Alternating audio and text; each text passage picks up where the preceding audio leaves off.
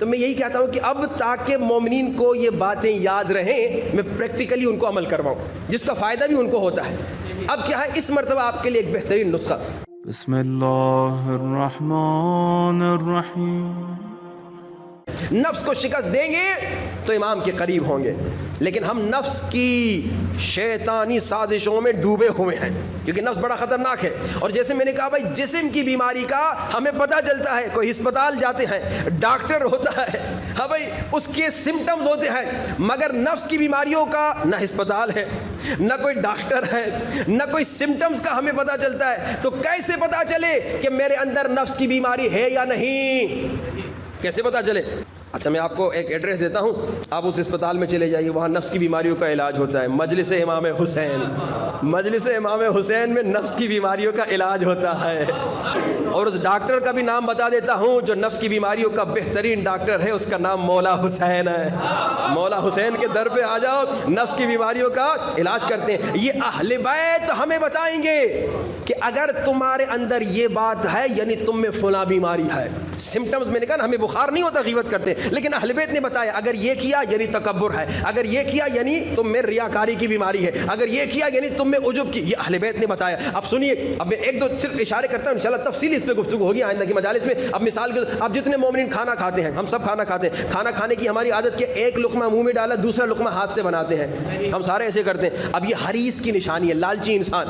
اب مجھے پتہ نہیں میں لالچی ہوں، لیکن میرا یہ عمل بتا رہا ہے کہ میرے اندر لالچ کی بیماری ہے. اب مجھے کنٹرول کرنا ہے. اب مثال کی طرف اور آگے بڑھتے ہیں، آئینے کے سامنے کھڑے ہو گئے، اکثر جوان لڑکے کنگھی ونگی کر کے اور جناب پھر وہ دیکھتے جی مجھے بڑا خوبصورت ہوئی. لڑکیوں میں یہ زیادہ بیماری ہے، خواتین میں آخر عمر تک یہ بیماری رہتی ہے کہ جی میں تو بڑی حسین ہوں. اب جناب یہ کیا ہے؟ یعنی تمہارے اندر عجب کی بیماری ہے. انسان جب اپنے اندر ایک اپنے کسی حسن پر ناز کرتا ہے کہ میرے اندر یہ حسن ہے، میرے اندر یہ خوبی ہے، یہ عجب کی بیماری ہے. اب میں مجلس پڑھ کے اترا، آپ نے کہا قبلہ کیا کہنا جی بڑی اچھی مجلس پڑھی، اور میں نے اندر خوشی کا احساس کیا، یعنی میرے اندر ریاکاری کی بیماری ہے. یہ نشانی اہل بیت نے بتائی. اچھا ذرا ایک چھوٹا بچہ آپ کے سامنے آ گیا، آواز آئی اندر سے کہ بچے کو سلام کرو، لیکن دوسری آواز نفس کی بات ہے، تو بڑا ہے بچے کو کیوں سلام کرو، یعنی تمہارے اندر تکبر کی بیماری ہے. اچھا آگے چلی، ابھی آپ گھر چلے گئے، بیگم بیچاری نے کھانا پکایا، برتن بھی پڑے ہوئے، وہاں دھونے میں بیچاری کو تکلیف ہو رہی ہے، بیمار ہے، جو بھی ہے. اب یہاں سے آواز آئی، تو انسان ہے، انسانیت کا تقاضا یہ ہے کہ بیوی کی مدد کرے، لیکن آواز آئے گی میں مرد ہوں، مرد کوئی بیوی کی مدد کرتا ہے، میں کوئی زن مرید ہوں، یعنی تمہارے اندر تکبر کی بیماری ہے. یعنی یہ نشانیاں ساری اہل بیت نے بتائیں. آپ آفس چلے گئے، آفس میں جناب ایک غریب آدمی آیا، غریب آدمی بہت دور سے آیا، اور اس نے کہا بھائی صاحب میرا کام کروا دو. آپ گیم کھیل رہے ہیں، ہاں جی، پتہ نہیں یہاں آفیسز میں لوگ گیم بھی کھیلتے کہ نہیں. آپ اپنے دوست کے ساتھ گپ شپ کر رہے ہیں، چائے پی رہے، کرے چلے جاؤ کل آ جاؤ. وہ بیچارہ کہہ رہا ہے میں 1 گھنٹہ سفر کر کے آئے بڑی دور سے.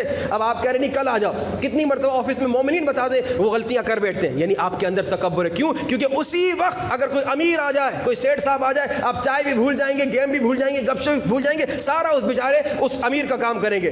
غریب بھی آیا تھا نا، اس نے بھی تو کہا تھا آپ کر دے بزی ہوں، بزی نہیں تھے آپ، بیکار میں تکبر کی وجہ سے اس بیچارے کو اگنور کر رہے تھے. یہ نفس کی بیماریاں ہیں. اور سنیے ان نفس کی بیماری کی وجہ سے انسان بہت ذلیل و رسوا ہو سکتا ہے. ابن ملجم امام علی کے پاس آیا، مولا نے کہا تو میرا قاتل بنے گا، اس نے کہا یہ تلوار میرا سر کاٹ دیجئے. امام نے کہا ہم جرم سے پہلے سزا نہیں دیتے. اب یہ ابن ملجم امام کا قاتل کیوں بنا؟ حسن پرست تھا، عورتوں کو دیکھنے کی عادت تھی. قطابہ کو دیکھا، اس نے حسین تھی اور جناب گمراہ ہو گئے، امام کو قتل کرنے آ گیا. عمر ابن سعد مولا حسن کے پاس آیا، اپنے باپ کے پاس، کہا مولا اجازت دیجیے آپ کے دشمن کو قتل کریں، مار دیں.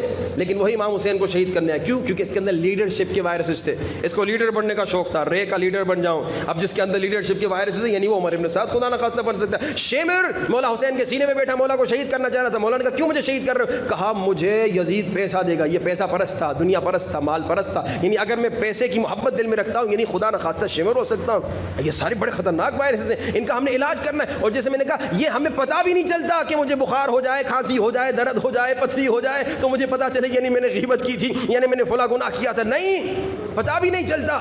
تو اب ہم کیا کریں؟ فرمایا اگر تم اپنے نفس کو شکست دینا چاہتے ہو نا، اہل بیت نے بتایا، چھٹے سرکار کی حدیث ہے، امام فرماتے ہیں سب سے پہلا ڈاکٹر تم خود ہو. ان تمام دنوں میں تفصیل سے اس موضوع پہ گفتگو ہوگی کہ امام زمانہ سے دوری کے اسباب کیا ہیں. کیا ایک آپ نے سنا عقیدے کی کمزوری، اور دوسرا نفس کی بیماریاں. نفس کی بیماریوں کا علاج کیسے کریں؟ نفس کی بیماریوں کا علاج کرنا ہے سب سے پہلے ڈاکٹر تم خود. اب بتاؤں کیسے؟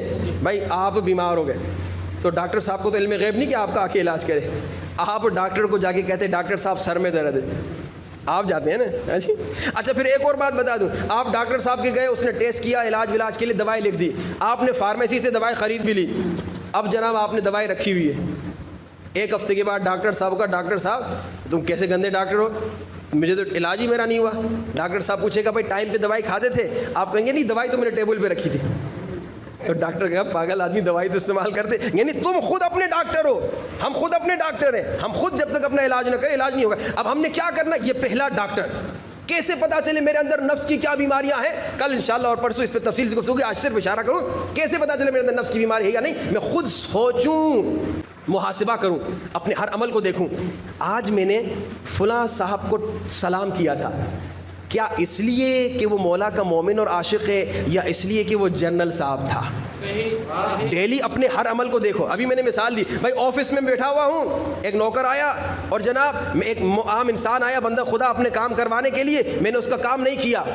نفس دھوکہ دیتا ہے, نفس کی آواز آئے گی, ارے تم بزی تھے, مگر روح کی آواز آئے گی تھوڑی دیر کے بعد, امیر آیا, سیٹھ صاحب آیا, اس وقت کیا تو بزی تھے؟ بزی تو اس وقت بھی تھے, لیکن تو نے اس سیٹھ کا کام کیا کہ نہیں کیا, اس امیر کا کام کیا کہ نہیں, یعنی تو تکبر میں مبتلا تھا. یہ جب آپ اینالائز کریں گے نا اپنے اعمال, اپنے ایکشن کا ڈیلی, تو آپ کو پتہ چلے گا آپ کے اندر کیا کیا نفس کی بیماریاں ہیں. بھائی جیسے وہ الٹرا ساؤنڈ ہوتا ہے نا, وہ اندر دیکھتے پتھری ہے کہ نہیں, آپ کو مشین میں ڈالتے, ایم آر آئی مشین میں دیکھتے کہ بھائی کیا بیماری ہے. یہ آپ اسکریننگ کریں خود کو, میرے اندر کیا کیا بیماری. اچھا کبھی کبھار خود پتہ نہیں چلتا تو پھر اپنی بیوی سے پوچھیں, اپنے بچوں سے پوچھیں, اپنے دوستوں سے پوچھیں. البتہ میاں بیوی اپنے ایب بچوں کے سامنے نہ بتائیں, ایک دوسرے کے ایب کمرے میں الگ بتائیں کہ ہاں بھائی آج تم نے یہ غلط کر دیا. اب میاں بیوی ایک دوسرے کو بھائی تو نہیں کہتے, صلوات پڑھیے بابا سے بولیں محمد, یعنی ایک دوسرے کو ایب بتائیں. بیوی کو بتا تم میرا آئینہ بنو, تمہارا بہترین دوست وہ ہے جو تمہیں تمہارا ایب بتائے. اپنے بچوں سے پوچھے بیٹا آج غصہ تو میں نے نہیں کیا, بچہ بتائے گا ہاں بابا جی آج تھوڑا سا غصہ ہو گیا تھا.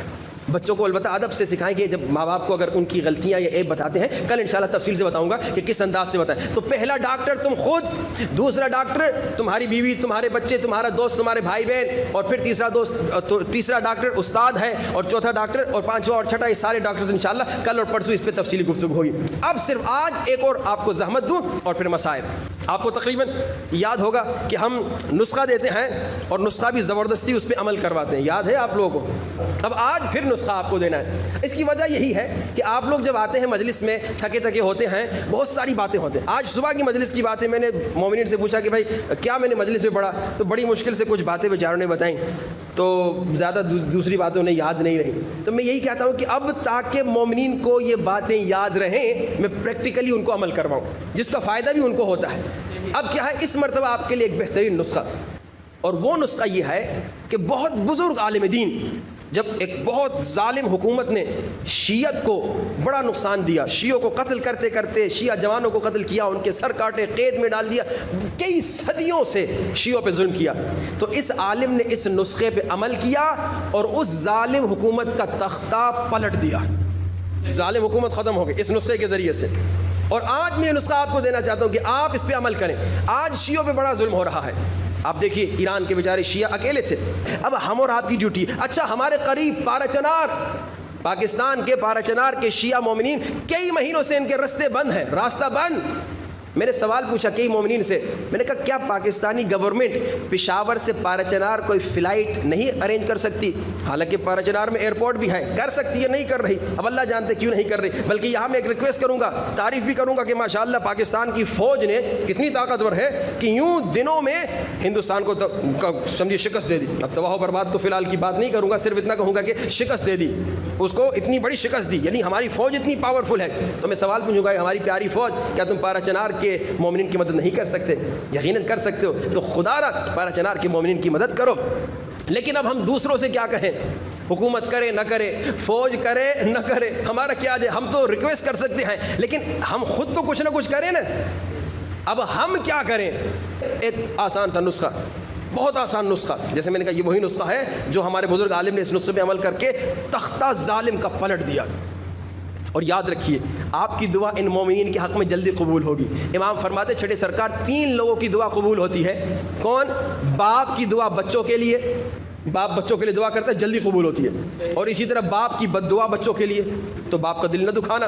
دوسرا، مظلوم کی بد دعا ظالم کے لیے، جب مظلوم پہ ظلم ہوتا ہے، مظلوم جب اسی لیے آپ جانتے تاریخ میں جب بیوی سکینہ بد دعا کرنا چاہ رہی تھی منع کرتے تھے، کہا نہیں بیٹا بد دعا نہ کر۔ بیوی سکینہ نے پوچھا تھا کیا میں صالح کی اونٹنی کی بچی سے بھی کیا نام ہے کم ہوں؟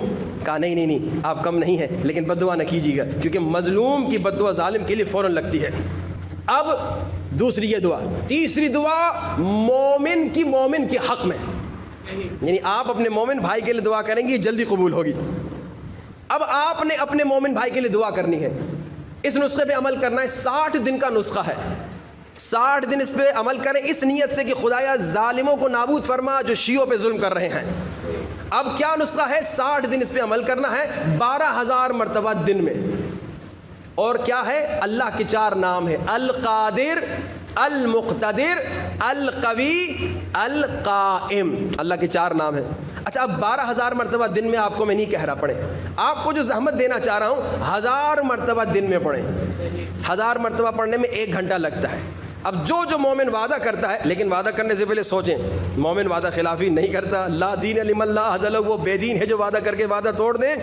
اور میں کل پوچھوں گا بھی، کیونکہ آج دیکھوں گا جو ہاتھ اٹھائے گا، کل پوچھوں گا بھائی تم نے عمل کیا کہ نہیں۔ تو جو مومن وعدہ کرتا ہے، ہر وہ مومن جو 60 دن تک انشاءاللہ ہر روز 1000 مرتبہ پڑھے گا، القادر، المقتدر، القوی، القائم، اللہ کے 4 نام ہیں، اس نیت سے کہ ظالموں کو شکست ہو، ظالم نیست و نابود ہو جائیں، اور شیعوں کو ظالموں کے ظلم سے نجات ملے، مسلمانوں کو ظالموں کے ظلم سے نجات ملے، وہ ہاتھ اٹھا کے وعدہ کریں۔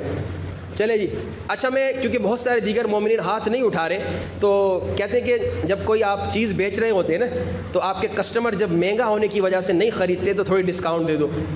ہے بھائی، آپ میں انگوٹھی بیچ رہا ہوں مثال کے طور پہ، اور بھائی اس کی قیمت ہے 1000 روپیہ، آپ لوگ افورڈ نہیں کر سکتے 1000 روپیہ، تو پھر میں 500 پہ بیچوں گا، تو پھر آپ کی افورڈیبلٹی بڑھ جائے گی، میرے کسٹمرز بڑھ جائیں گے۔ اب میں کسٹمرز کو بڑھانے کے لیے آپ کو ڈسکاؤنٹ دیتا ہوں، صرف 500 مرتبہ روزانہ، 500 مرتبہ آدھا گھنٹہ لگتا ہے، 500 مرتبہ القادر، المقتدر، القوی، القائم، 60 دن تک جو مومن انشاءاللہ پڑھے گا مومنین کی مدد کے لیے، وہ ہاتھ اٹھا کے وعدہ کرے۔ پچھلے بھی ہاتھ اٹھائیے، آپ کو ڈسکاؤنٹ ہے، ہاتھ اٹھائیے جنہوں نے پہلے اٹھایا تھا۔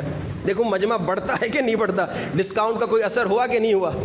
اکا دکا مومنین نے ہاتھ اٹھایا ہے، اللہ آپ سب کو سلامت رکھے انشاءاللہ۔ نعرہ حیدری، ہاں دیکھیے نعرہ حیدری میں جتنے ہاتھ اٹھے نا، اتنے ہاتھ اگر وعدہ دیتے ہوئے اٹھتے تو کمال ہوتا۔ انشاءاللہ آسان نسخہ ہے، تقریباً 25-30 مومنین نے آج وعدہ کیا، میں مسلسل موٹیویٹ کروں گا، ان 9 دنوں میں آپ سے پوچھتا بھی رہوں گا، کوشش کیجئے۔ کیا میں نے کہا 3 لوگوں کی دعائیں قبول ہوتی ہیں، باپ کی دعا بچوں کے لیے، دوسری دعا مظلوم کی بد دعا ظالم کے لیے، تیسری دعا مومن کی دعا مومن کے لیے۔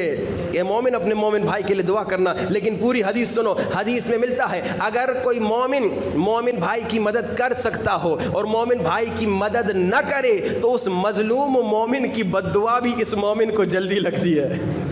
یعنی اب اگر آپ عمل نہ کریں تو کل وہ قیامت کے دن پوچھ سکتا ہے کہ بھائی تو ایک آدھے گھنٹے کا عمل 60 دن کے لیے کر سکتا تھا مگر تو نے نہیں کیا، کیوں نہیں کیا؟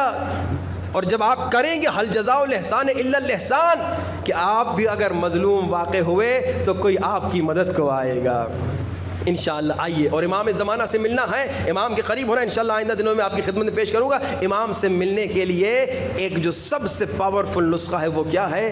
مومن کی مدد کرے، یہ مومنین کی مدد کیجیے۔ خدا را جنہوں نے ہاتھ نہیں اٹھائے وہ بھی کوشش کریں، جنہوں نے ہاتھ اٹھایا وہ انشاءاللہ وعدہ پورا کریں۔ 60 دن تک ہر روز 500 مرتبہ، آج میں نے خود پڑھا ہے صرف 30 منٹ لگتے ہیں، آدھا گھنٹہ لگتا ہے۔ ہم تو بیچ میں لوگوں کے سوالوں کے جواب بھی دے رہے تھے، شاید 20 منٹ میں ہو جائے۔ القادر، المقتدر، القوی، القائم، القادر، المقتدر، القوی، القائم، القادر، المقتدر، القوی، القائم، القادر، المقتدر، القوی، القائم۔ انشاءاللہ اس پہ عمل کیجیے، اور نیت یہ دعا یہ خدایا ظالموں کو نیست و نابود فرما، جو شیعوں پہ ظلم کر رہے ہیں ایران میں، جو شیعوں پہ ظلم کر رہے ہیں لبنان میں، جو شیعوں پہ ظلم کر رہے ہیں شام میں، جو ہمارے مسلمان بھائیوں پہ ظلم کر رہے ہیں فلسطین میں، جو پارا چنار کے مظلوم شیعوں پہ ظلم کر رہے ہیں، ان تمام ظالموں کی نابودی کے لیے میں اس پہ عمل کر رہا ہوں۔ خدایا میں کوئی اور کام تو نہ کر سکا، کم سے کم یہ کام میری طرف سے قبول فرما۔